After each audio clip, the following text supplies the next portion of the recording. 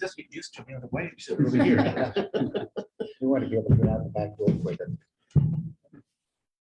Maybe we'll change it every time. Decide Move it. which, yeah, which one. Yeah.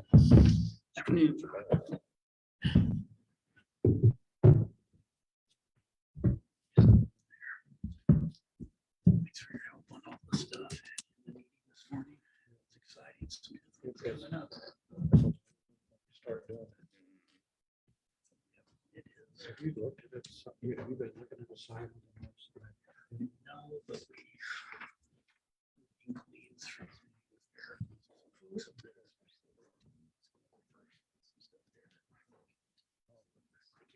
It works up there. So it's been until this group. We haven't really fully looked at that. We've listened, heard the rumors just like everyone else has, but that's kind of where we're at. Good afternoon. It's 4:30 and I would like to call to order this meeting of the Evansville Vanderburgh Public Library Board of Trustees today, March 10th, 2022. I don't believe we have any visitors, so we'll move on in the agenda to correspondence. We actually have two pieces of correspondence this month. One was included in your board agenda information from the Department of State, and it was regarding passport application acceptance program. And just to paraphrase a bit,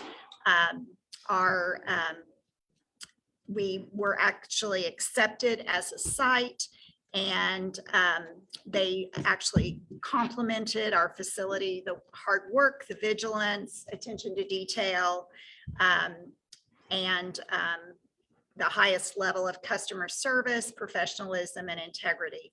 So it was a complimentary letter. And then the other one, which I will pass around, is from Adam Morris, who is with Your Brother's Bookstore. And it's regarding one of our employees who went out and did a kids story time. Moving on, let's move to consent agenda. Consent agenda. Do we have a motion to accept the consent agenda? So moved. Second? We have a motion and a second. Any discussion regarding any of the consent agenda items? Yeah, Linda, go ahead, Richard. I just had a quick question. In the stewardship and governance section of the director's report, there's a mention in there about a comprehensive financial plan. Is there a way that can be put into the board book or the, I could not find it in the resources. We haven't started it yet.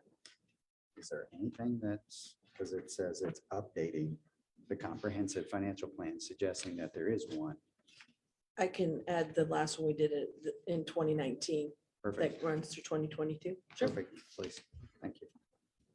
Any other discussion or questions regarding consent items? Yeah, I wanted to ask regarding the public relations report, what kind of decisions are made from the data? We get a lot of great data on our social media presence every month regarding this, and I just wanted to maybe see what decisions are made with this data.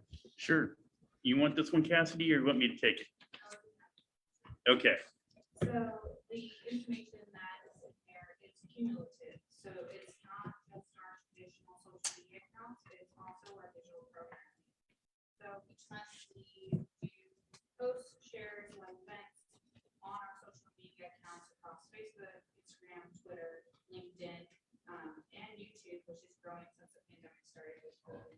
Based on performance we see on certain posts or videos of posts, we are able to alter our tactics on YouTube. So if we do what we call A/B testing, essentially you have the same post and you do it on multiple platforms. It goes well on Facebook, but maybe not on Instagram. Where we're able to look at, is it the time of day? Is it the content? Is each platform target audiences? And from there, we're able to better tailor our social media accounts, as well as how we're curating playlists on YouTube. And I'm happy to report, using that information each month, we've actually been able to see a continuous increase over all platforms the last couple of years, significantly over the last two. Yeah, certainly seems like story time's a big success, right? It is, Mhm. very much so. And it's interesting to see too, especially with YouTube. That's a newer platform that we've actually been working on analytics for. And over the last year, we have about 2 that are consistently in the top 5 performing chapter story time as well as our Spanish story time. And this last month was actually really interesting because we have our maker space in our library things. One of the items in the library things is ukuleles. And one of the top videos this month was how to make your own ukulele. So it's interesting, we really try and tie it back to our collection. So a lot of times when you see our posts, we'll link to our collection and then we can actually see using Google Analytics. If the post is clicked from social media, that link we include in it, and then what pages to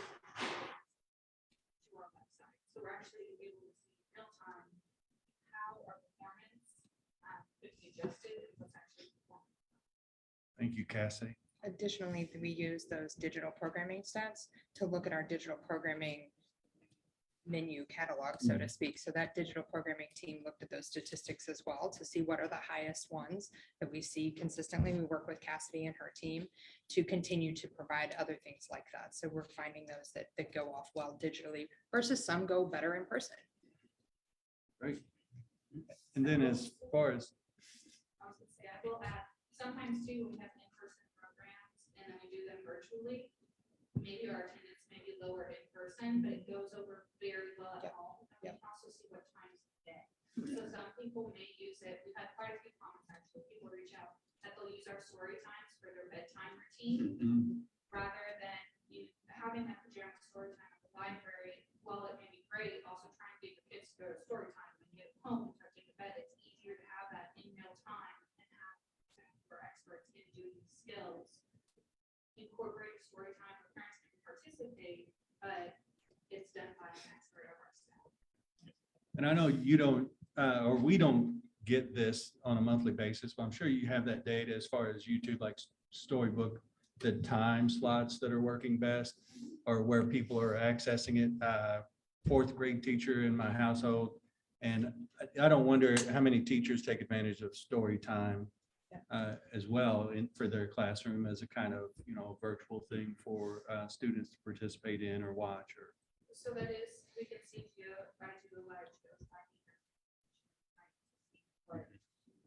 Especially when we put money behind something, how that money is paying off. We try to be very conscious of that. And especially with the pandemic, that we were in daycare locations, our staff were doing story times, and the biggest benefit, we were able to still continue those services by doing special digital story times for those classrooms. Our programs are phenomenal and recorded them for those classrooms. So those kids, while they couldn't have an EVPL team member in our building for safety and health measures, we were still able to provide them a virtual experience of what they were doing. So I can't say, or at least our daycare centers are doing that.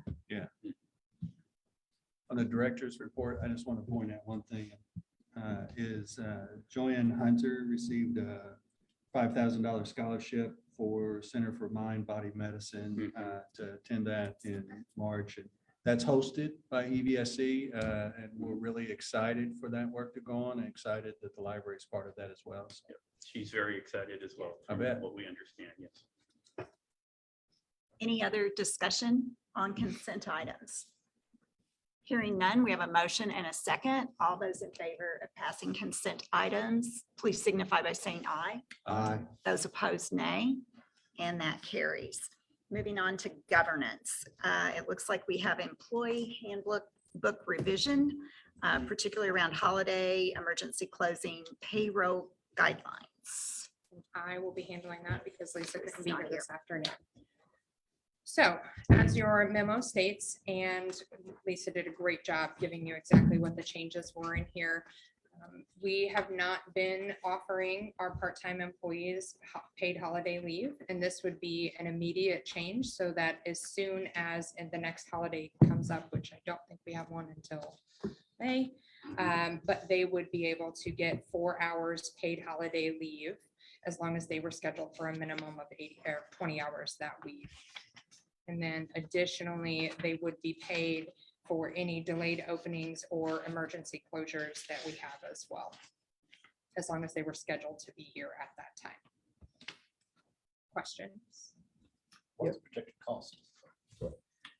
So technically there is no cost because we budget as though every employee is here for their full 20 hours or their 40 hours. So there's no cost to us whatsoever.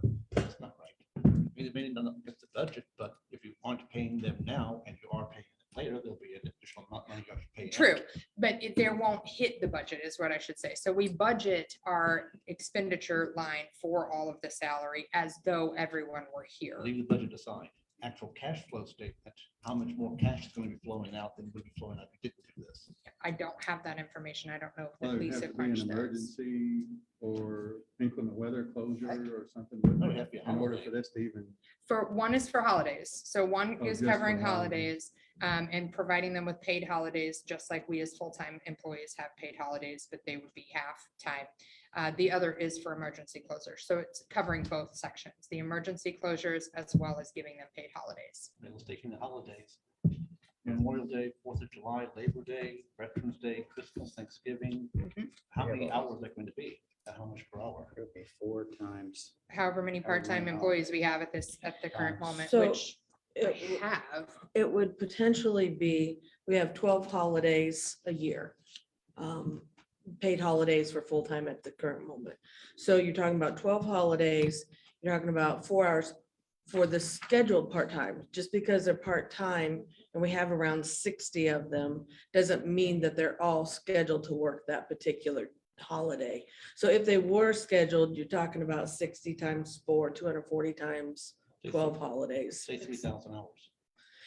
And all of their hourly rates or wages would vary depending on what their job was. What's the Yes. lowest? Around $11. So you're talking $33,000 more minimum. And is there nothing else that money could be used for? So providing part-time benefits has been something that has been asked for by the staff for many years. I assume the ones who are part-time. Not just by the part-time staff, no, actually, many of our full-time staff also advocate for the part-time staff to have benefits as well. It was also part of our strategic plan to look into, and we do have an action plan team looking into this and additional benefits. But when Scott found out that we weren't offering this, we Right. wanted to make a more immediate change as soon as possible, rather than waiting for the proposals from that team. Does didn't anyone we else in have the some market do discussion this? about that when we were talking about the personnel report? Mhm.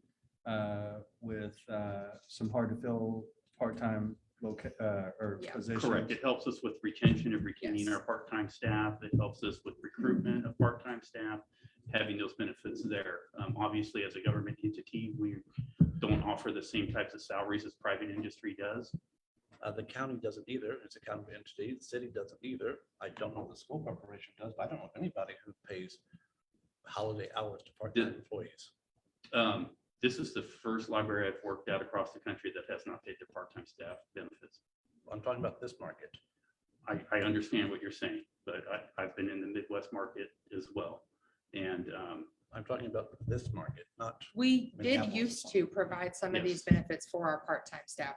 I don't know what year that stopped, but I know we did used to provide some of this. Nancy, do you remember what year it was when that changed? Early 2000s. Okay, It might have been about the time that. circuit breaker. Yeah. mhm, No, no, okay. no, It was before that. So before that, we did pay our part-time staff holiday pay. I think they had a lot. Yeah, I think Newburgh Chamber paid some Mhm. holiday benefits as well. Maybe I'm misunderstanding something here because you're talking about paying folks who are scheduled to work on a holiday, paying them at a holiday rate, right? Just regular rate. Regular rate for working? no. or not We're working? talking about when a holiday is, when we are closed for a holiday, that they get holiday Pay. pay. So where does the scheduling, if we're already scheduled?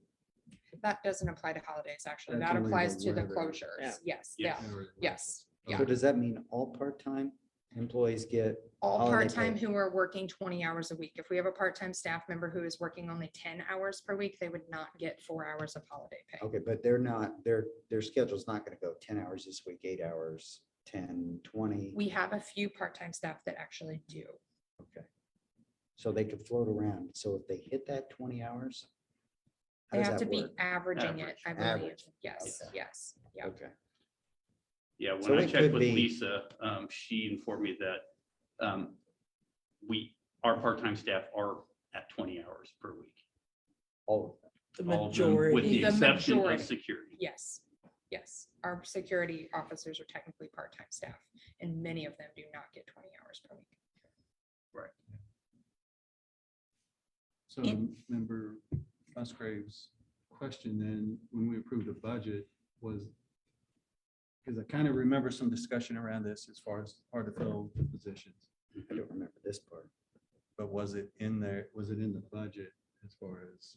So Yes, there are anticipating- funds to cover this Yes, in the it budget. is in the budget. So to your question, Bob, where if we spend this money, where would it have gone? At the end of the year, when we look at where we haven't spent money and where we may move money from at the end of the year, that's where it would, if we hadn't spent all of the quote assistant salaries line, we may use 33,000 to move to equipment instead.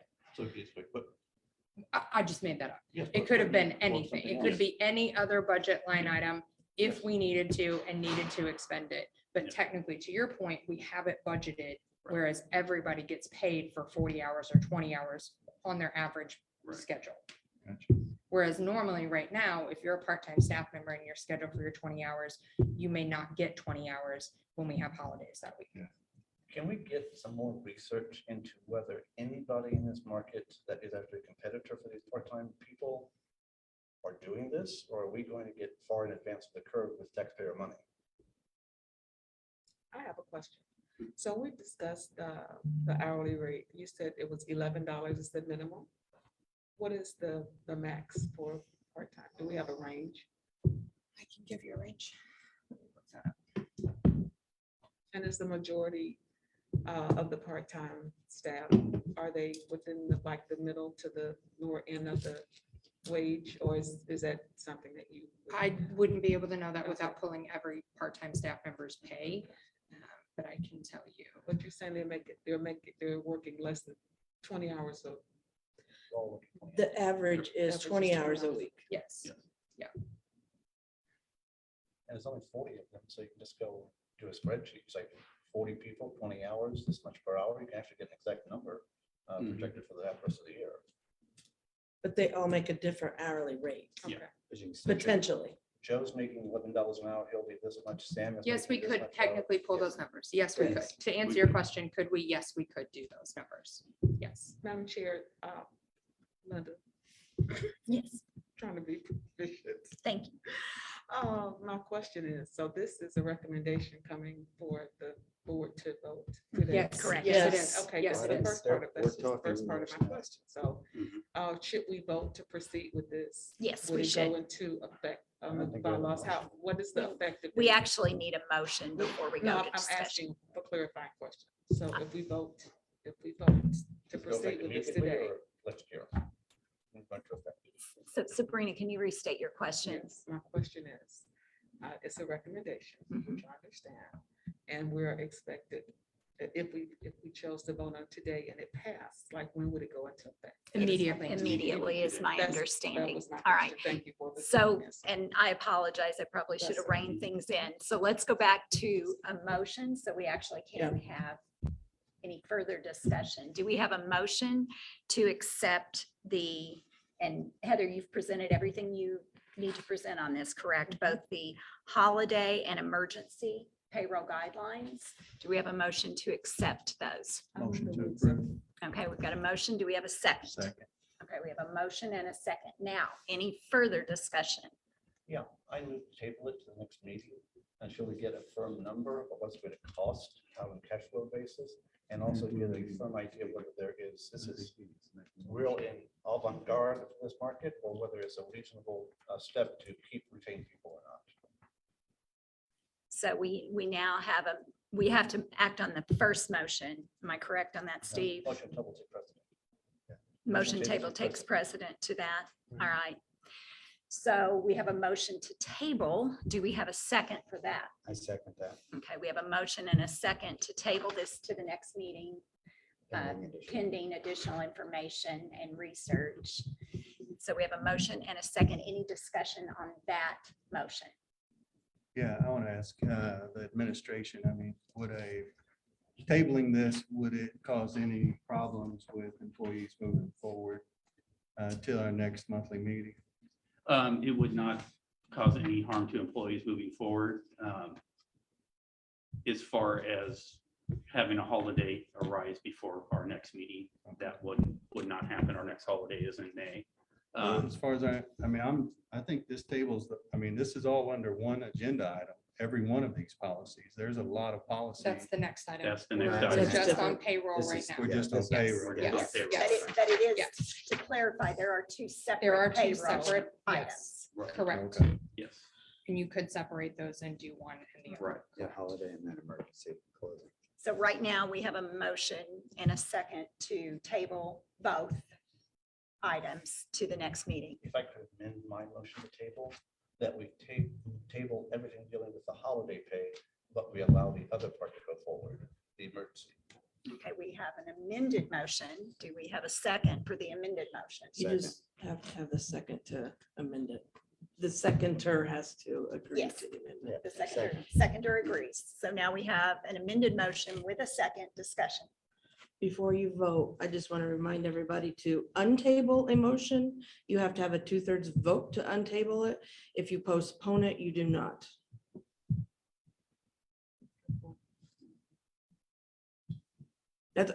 You're more than welcome to table. I'm just letting you know that it takes a 2/3 vote to untable a motion. If we get the information, I can no problem untabling it and then vote on the primary motion. Okay, so any further discussion regarding tabling, the revised tabling of the holiday pay motion? Any further discussion? Okay, we have a motion and a second to table the holiday pay motion until the next meeting with a request for further clarification and information and research. All those in favor signify by saying aye. Aye. Those opposed, nay. Aye. So, Nay for okay, opposed. 2 nays, 2 ayes. So you have to vote. You I have vote. to vote. I am nay on that one. So now we'll go back to the other. So now we go back to the original motion. So the original motion is back to both holiday and emergency pay. Do we have a motion to accept holiday and emergency pay as described, coupled together? Yeah, we're already- You have that already. We already Yes, have that. okay, you're right, sorry. Yeah. Sorry, I need a Mhm. I need a scoreboard. Doing good. All right, so we have the motion, we have the second. Any further discussion around that item? Okay, hearing none. All those in favor of accepting the holiday and emergency payroll guidelines as presented signify by saying aye. Aye. Those opposed, nay. Nay. Aye. Motion carries. Okay, so now we move on to EVPL policies. And Heather, we're back to you. Yes. So our policies, many of them have not been before the board in quite some time. So this was first started as, let's look at everything. Let's see what needs to be changed. As you can tell, there were several that were unedited. Those just need to be kind of re-upped, if you will. And then the edited policies, we can have discussion. You can break those up into different ones if we want to, but I bring them to you as a packet of policies. We will hold off on the materials borrowing and unattended children, or code of conduct, I'm sorry, until later in this year.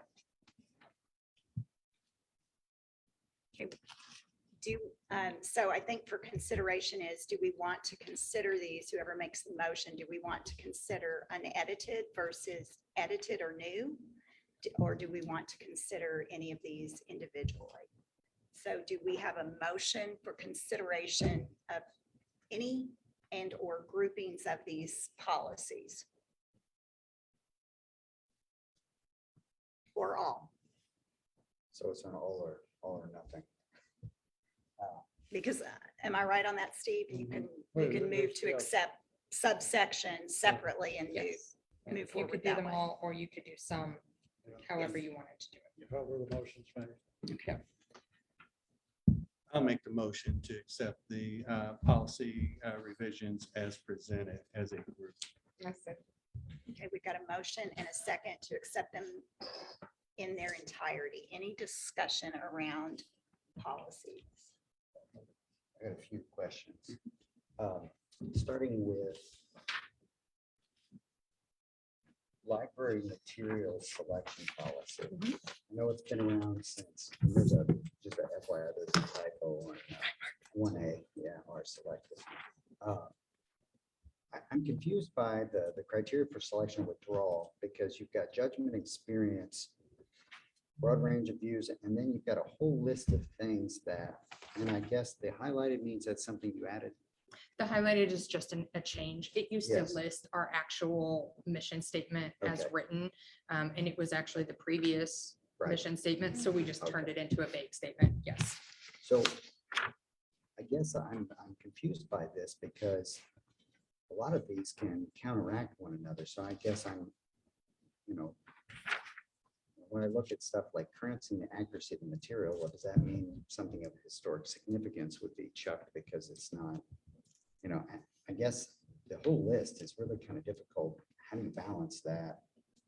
Saying, is there a priority of any of these? Is it just nice to see these, or is it, because ultimately you'll have in there professional judgment, which could invalidate any and all of those, just saying, well, in my experience, this book should go. I'm going to take different parts of that Yeah, at different just times. shot- Okay. yeah, I'm shotgun going to it take out on there that. for So you. let's start at the end with professional judgment. Yep. Because yes, you are correct, but never does only one person make the decision to pull a book from the library. Okay. There are multiple people that look at that, multiple selectors or deselectors or the branch manager, Justin and TSD, like lots of different layers for that. So one person isn't going to get a book Gotcha. needed without some of these other criteria behind it. Professional judgment alone by one person wouldn't weed a material. Okay, but we've used firms in the past, and it doesn't talk about that. Does that, I don't see in here use of professional services for evaluating. So we don't always do that. On a regular occurrence, we are withdrawing materials relatively frequently, especially in smaller locations where we don't have space, Right. or red bank, as you know. So that has to be continually looked at. That was a one-time occurrence when we had to do that, just to, again, really, truly weed our collections. And quite frankly, the sustainability of weeding had not been done for many years in several locations. So that was to get them to current.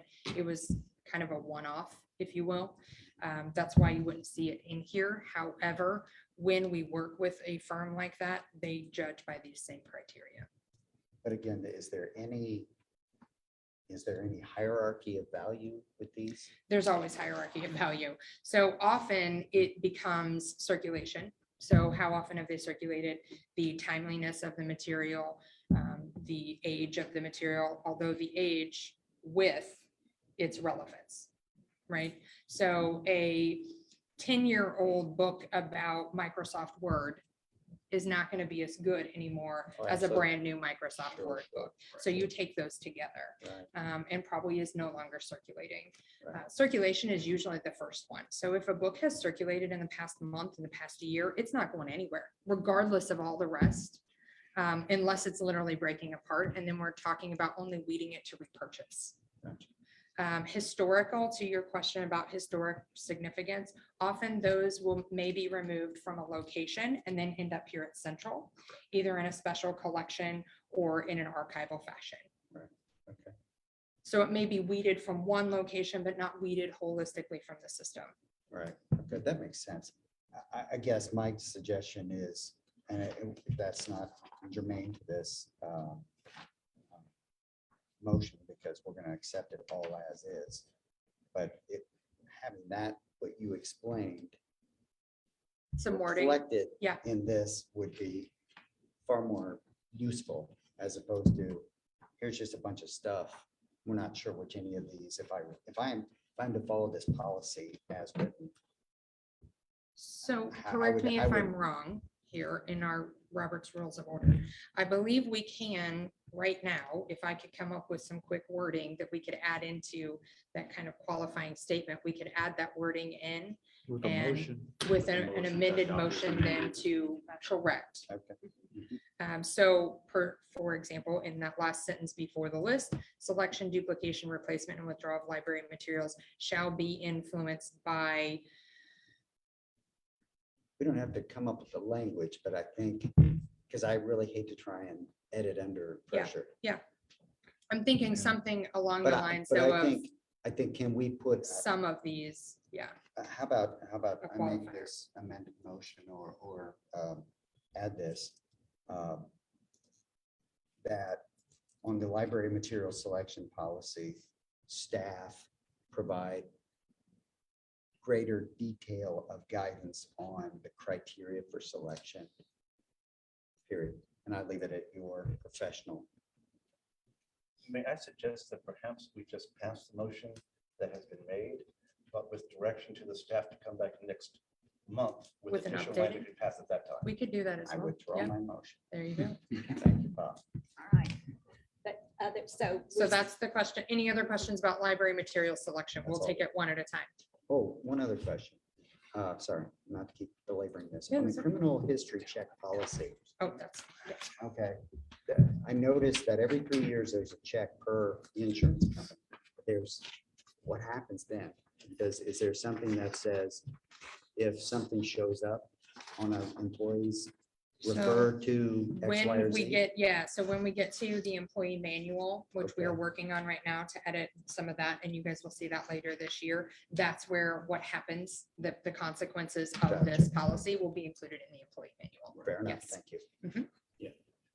Other discussion about the policies as presented.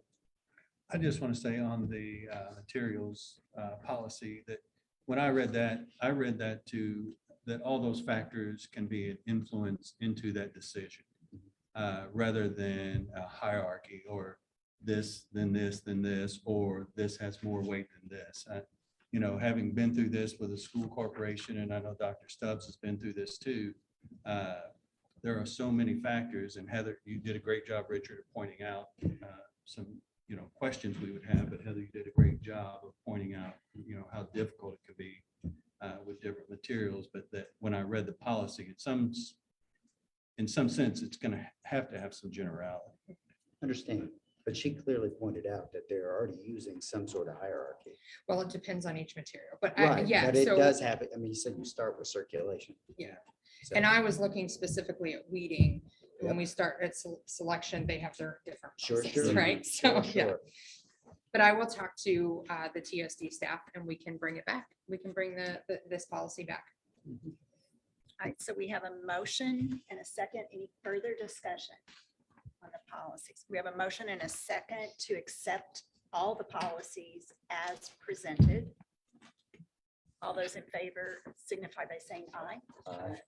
Those opposed, nay. And that passes. And we have then a recommendation, not necessarily a motion, that staff come back with some With updated that policy. language Yep. for that Yep. policy for us to just review. Will do. Okay, thank you. Yep. All right. Then we're moving on to finance reports.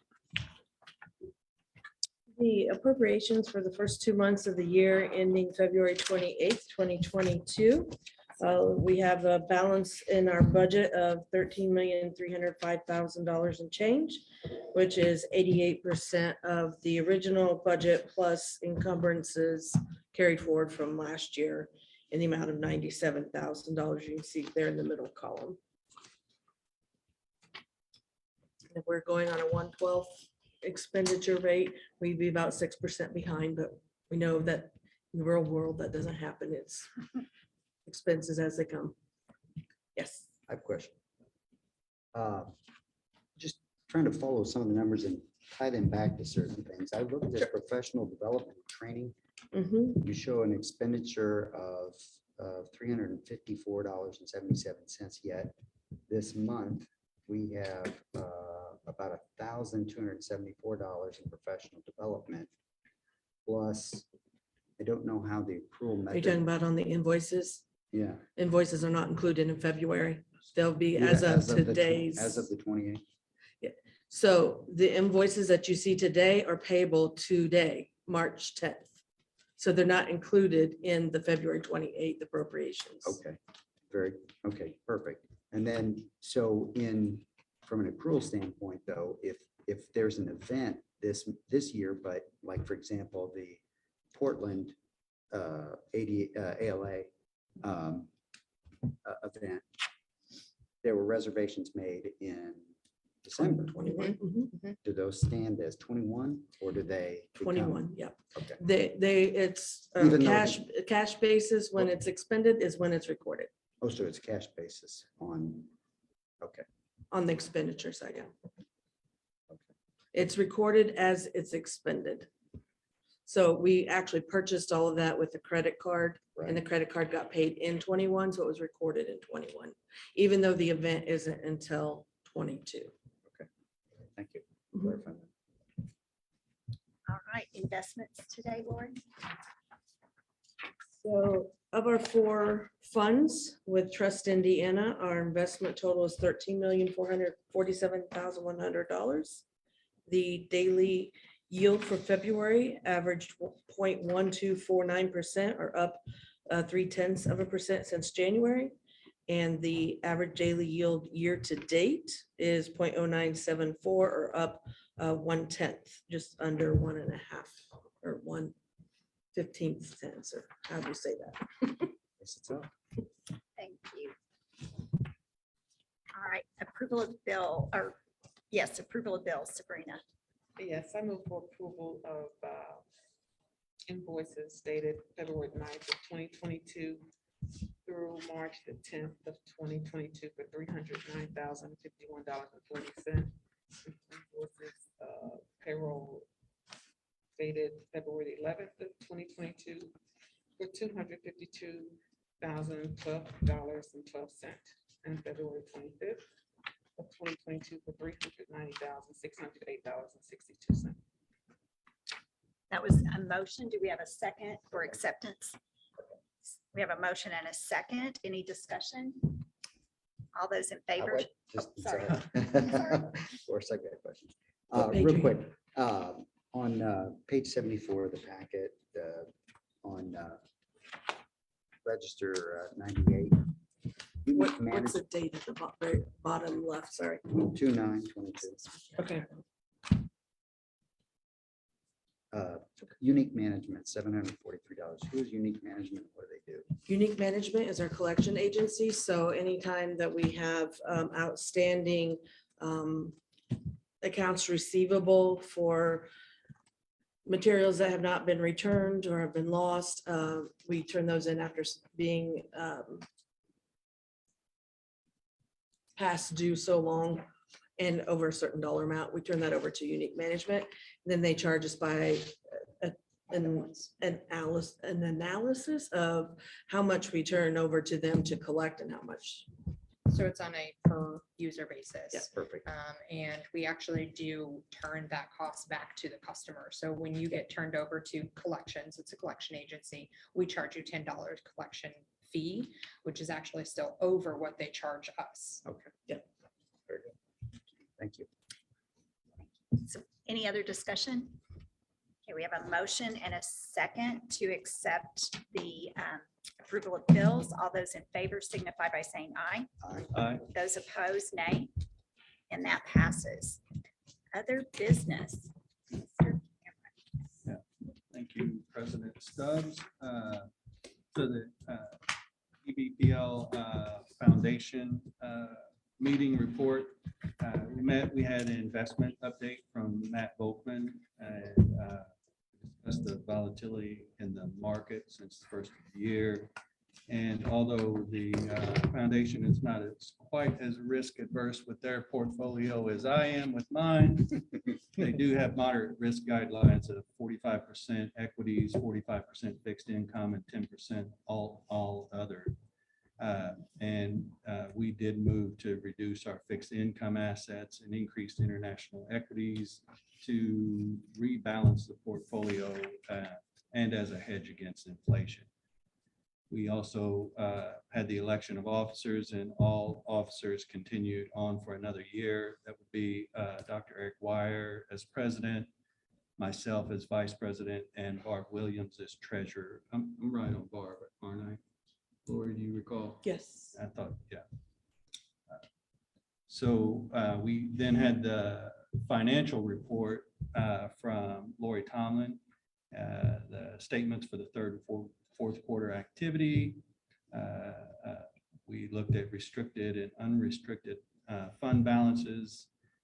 The unrestricted fund balance was above 50,000, and we have policy of moving balances that are above 50,000 over to the Charles Schwab Investment Fund. And so we moved to do that as well. I think we transferred 10,000. In $10,000 increments, we did. Yeah. We had the ex officio report from Scott.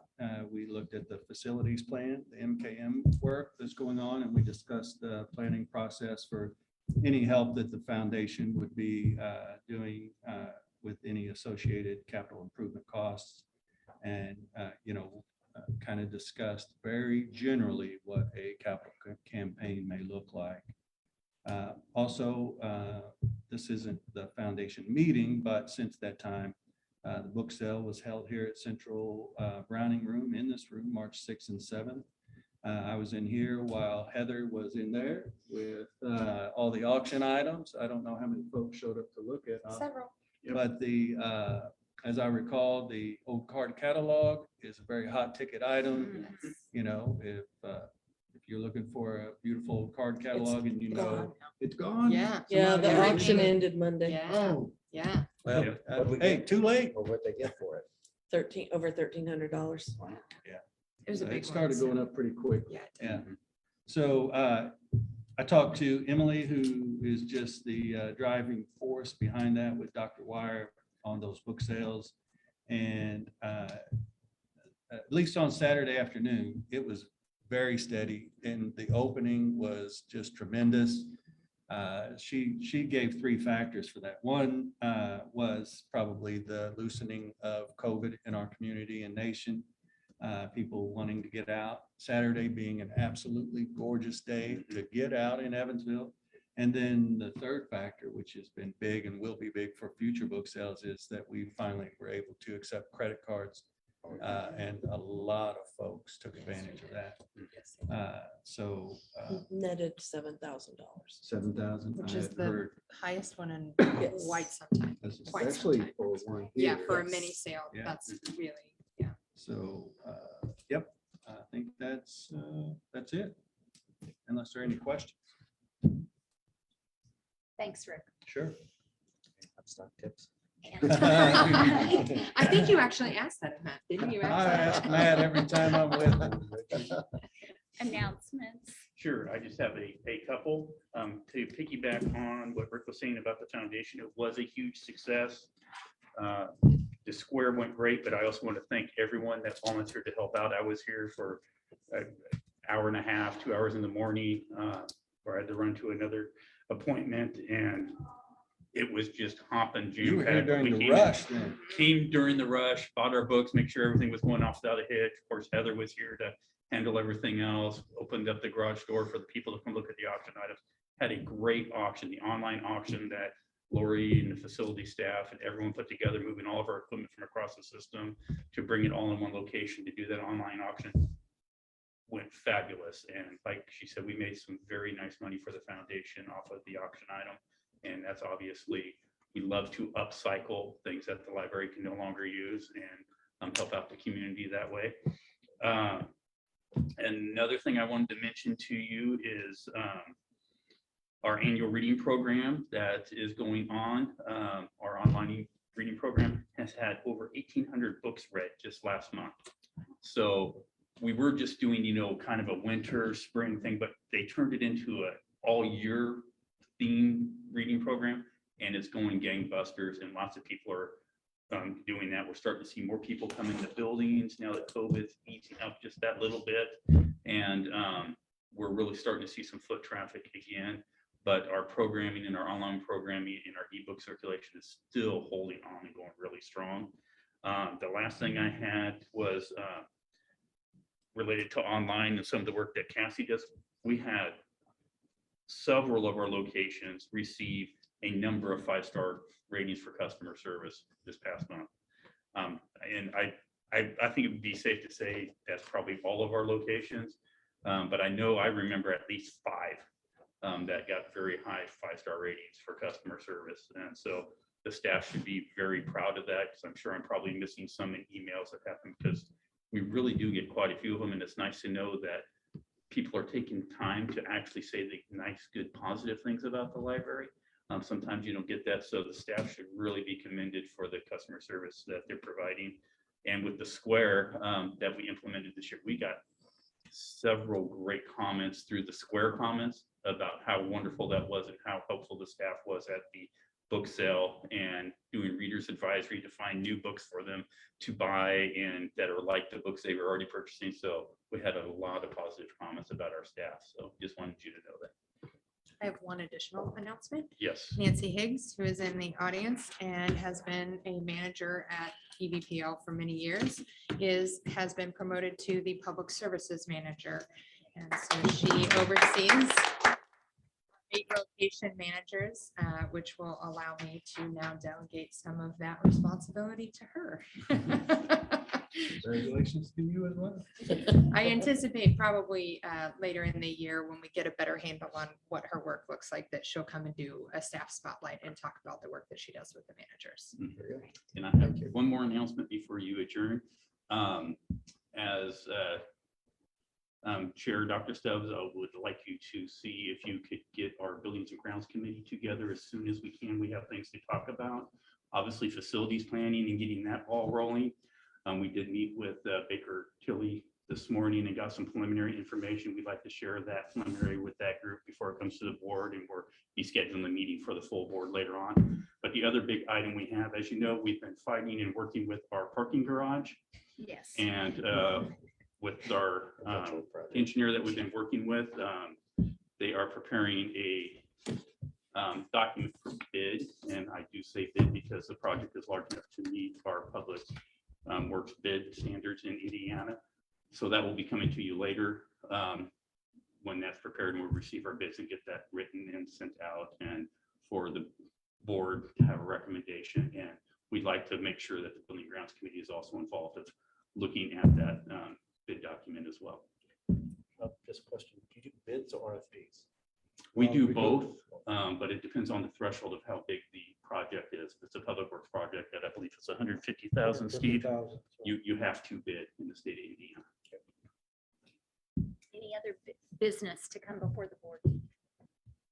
Hearing none, we will adjourn this March 10th meeting of the Evansville Vanderburgh Public Library Board of Trustees. Thank you.